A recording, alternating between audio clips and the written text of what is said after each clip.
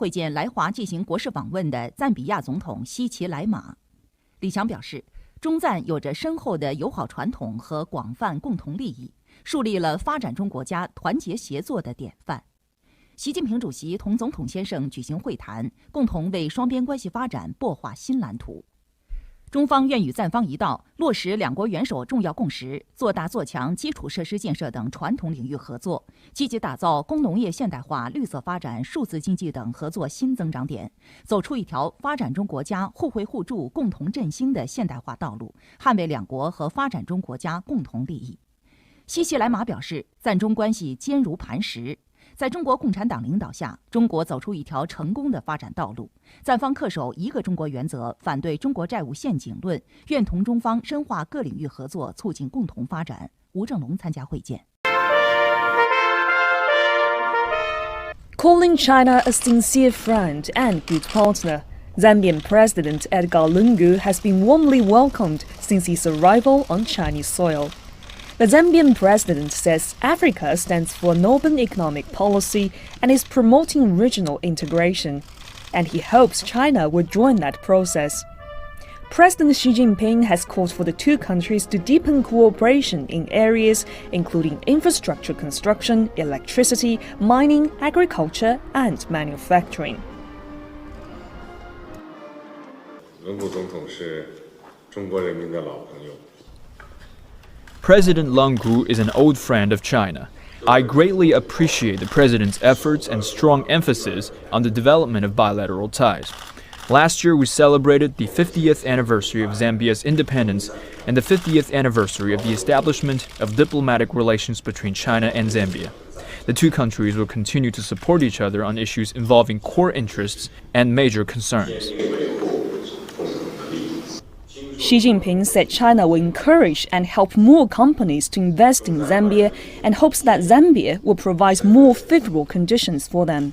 China will also collaborate with Zambia and Tanzania in the operation of the railway connecting the two African countries to promote development and prosperity in the region.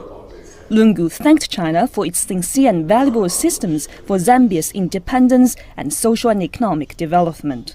I was just saying the other day that there's so much hospitality amongst the Chinese people that we take it for granted. We should always remember that not every humanity is the same. So your exemplary warmth is indeed appreciated fully by Zambians. After the talks, the two presidents witnessed the signing of 4 cooperation agreements covering economic technology, infrastructure construction, and communication. China is the first country President Lungu visited outside Africa since he took office, so the visit has far-reaching significance. The Zambian president says his country is seeking more business opportunities with China. Zambia needs to trade its copper, needs investment to create more jobs, and needs technological expertise to develop its infrastructure. As the trading partner and friend, China is willing to join hands with the African country to strive for win-win cooperation. Su Yuting, CCTV, Beijing. China's premieres on a 2-day visit to Zambia that will focus on the refurbishment of a Cold War-era railway line to further improve Beijing's access to critical minerals. Tazara railway line, which was constructed in the 70s, at a time when China was not as successful as it is today. But the Chinese people took a decision to support their brothers and sisters in Zambia in constructing the rail line to open Zambia's trade onto the sea, the Indian Ocean, having had the southern route closed because of the colonial era issues. So we want to thank China, Premier, for that. China is a good brother, good friend, and good partner of Zambia. We would like to further cement political mutual trust, firmly support each other's core interests and major concerns, and steadily enrich our comprehensive strategic cooperative partnership. We want to work with Zambia to advance the cause of modernization, to build an even stronger China-Zambia community with a shared future. China is heavily invested in mining in Zambia, which is one of the world's top producers of copper that is integral to the production of electronic devices. The visit comes as Zambia emerges from a financial crisis. China and Zambia entered a new phase of bilateral engagement following high-level talks between the Chinese premier and the Zambian president, signaling a renewed focus on industrial cooperation at a time when global supply chains, mineral demand, and geopolitical alignments are undergoing rapid transformation. The meeting took place against the backdrop of Zambia's ongoing economic restructuring efforts and China's broader strategy to deepen industrial partnerships across Africa, particularly in resource-rich and strategically located economies. Zambia has long occupied a central position in China-Africa relations due to its mineral wealth, political stability, and historical ties dating back to the Cold War era. Copper remains the backbone of Zambia's economy, accounting for a significant share of export earnings and foreign exchange inflows. China is one of the world's largest consumers of copper, driven by demand from construction, manufacturing, electric vehicles, renewable energy infrastructure, and electronics. This alignment of Zambia's resource base with China's industrial needs has shaped bilateral cooperation for decades. In recent years, Zambia has sought to move beyond raw material exports by prioritizing industrialization, value addition, and domestic manufacturing. Policymakers in Lusaka have emphasized the need to process minerals locally, create jobs, and reduce vulnerability to commodity price fluctuations. Industrial parks, special economic zones, and manufacturing hubs have become central to Zambia's development strategy. China's experience in large-scale industrialization, combined with its capital, technology, and manufacturing capacity, positions it as a key partner in these ambitions. The meeting between the Chinese premier and the Zambian president focused on expanding cooperation in manufacturing, mining value chains, infrastructure-linked industry, energy, and emerging sectors such as electric vehicles and battery production. Both sides reiterated commitments to mutual benefit, economic diversification, and long-term partnership rather than short-term extraction.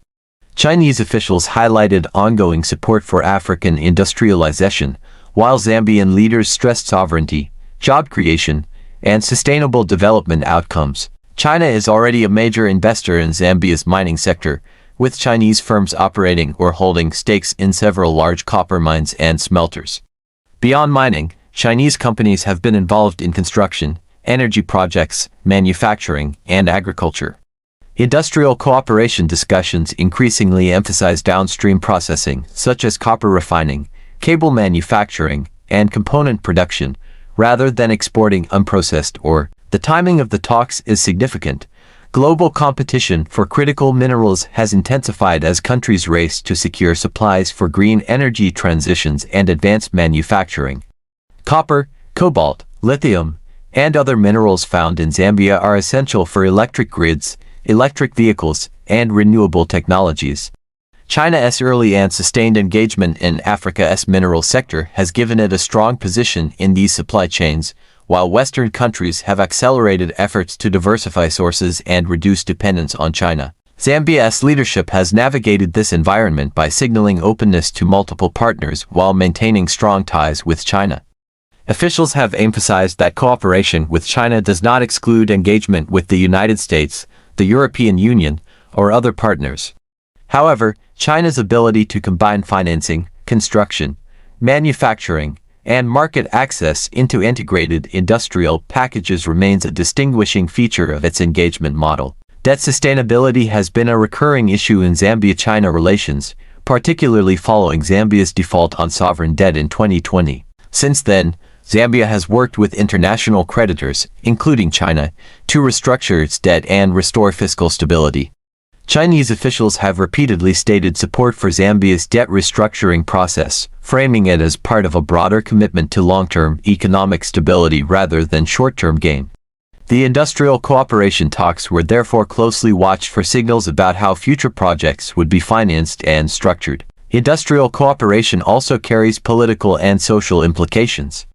Zambia faces high unemployment, particularly among youth, and public expectations for tangible economic benefits from foreign partnerships are high. Industrial projects that create jobs, transfer skills, and develop local supply chains are more likely to gain public support than capital-intensive extractive operations with limited domestic impact. Zambian officials have increasingly emphasized local content requirements, training programs, and technology transfer in negotiations with foreign investors. China's approach to industrial cooperation in Africa has evolved over time. Early phases focused heavily on infrastructure construction, often financed through concessional loans and executed by Chinese firms. More recent phases emphasize industrial parks, manufacturing clusters, and export-oriented production, aligned with Africa's own development agendas.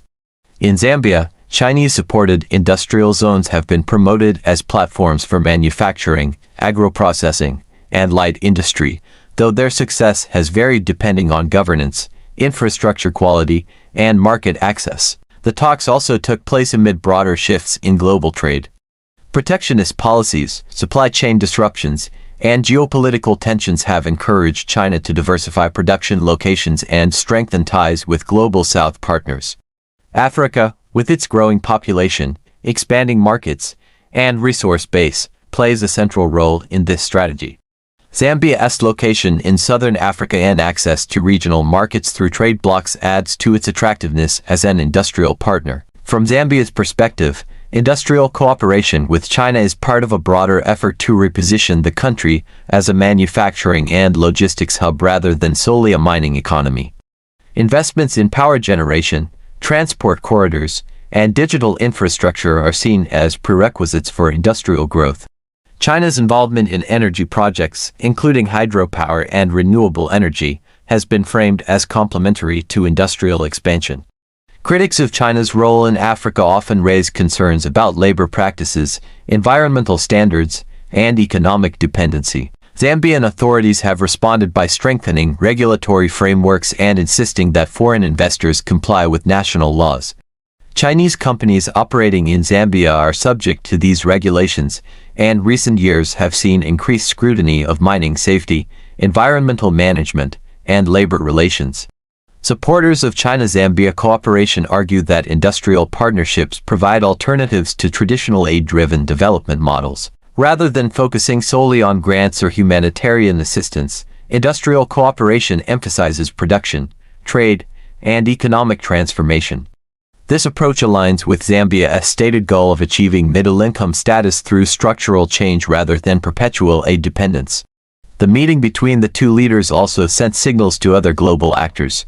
For the United States and European Union, China's deepening industrial engagement in Zambia highlights the competitive landscape for influence in Africa. Western initiatives aimed at promoting infrastructure investment, clean energy partnerships, and supply chain diversification increasingly reference Africa as a key partner. Zambia's engagement with China therefore occurs within a crowded and competitive diplomatic environment. Zambia's government has sought to balance these dynamics by presenting itself as open, pragmatic, and focused on national development goals rather than ideological alignment. Officials have repeatedly emphasized that partnerships will be judged based on outcomes, transparency, and contribution to economic growth. This stance reflects a broader trend across Africa toward assertive diplomacy and strategic autonomy. Industrial cooperation discussions also touched on agriculture and agro-processing. Zambia has significant agricultural potential, with fertile land and water resources. Value addition in agriculture, including food processing and export-oriented agribusiness, is seen as a way to diversify exports and enhance food security. Chinese technology, machinery, and market access could play a role in developing these sectors, though concerns about land use and local farmer inclusion remain important considerations. Energy transition emerged as another area of interest. As global demand for clean energy technologies grows, Zambia's mineral resources position it as a potential supplier of inputs for batteries and renewable systems. Cooperation with China in battery manufacturing or electric vehicle supply chains could integrate Zambia into emerging global industries, though such projects would require significant investment, skilled labor, and regulatory clarity. The meeting reinforced the long-standing political relationship between the two countries. Zambia was one of the first African nations to establish diplomatic ties with China, and the historical legacy of projects such as the Tuzar Railway continues to shape perceptions of the partnership. Chinese officials often reference this history as evidence of enduring friendship, while Zambian leaders emphasize continuity alongside modernization. Domestic political reactions in Zambia were mixed but generally cautious. Supporters of the government welcomed the focus on industrialization and job creation, while critics urged transparency and accountability in future agreements. Civil society groups called for clear disclosure of project terms, environmental impact assessments, and community consultation processes. The broader African context is also relevant. Many African governments are pursuing industrialization strategies similar to Zambia's, often in partnership with China. Lessons from successes and failures across the continent inform Zambia's approach, with policymakers increasingly aware of the need to negotiate from a position of clarity and national interest. As global economic uncertainty persists, partnerships that promise stability, investment, and market access are likely to remain attractive. China's ability to mobilize state-backed financing and coordinate large-scale projects gives it an advantage, though fiscal constraints and changing global conditions may influence the pace and scale of future investments. The China-Zambia talks did not result in immediate headline-grabbing announcements of mega deals, but their significance lies in signaling direction rather than detail. Industrial cooperation is a long-term process requiring planning, infrastructure, skills development, and sustained political commitment. The meeting indicated alignment at the highest levels on the importance of this path. Whether the renewed focus on industrial cooperation delivers transformative results will depend on implementation.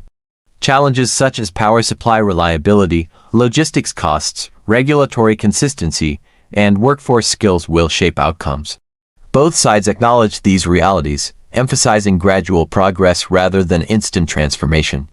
The meeting also underscored the changing nature of diplomacy in the global south. Rather than passive recipients of investment, countries like Zambia are increasingly shaping agendas, setting conditions, and articulating development visions. China's engagement model has adapted to this environment, though debates about power balance and dependency continue. As Zambia moves forward, its relationship with China will remain a defining feature of its economic trajectory.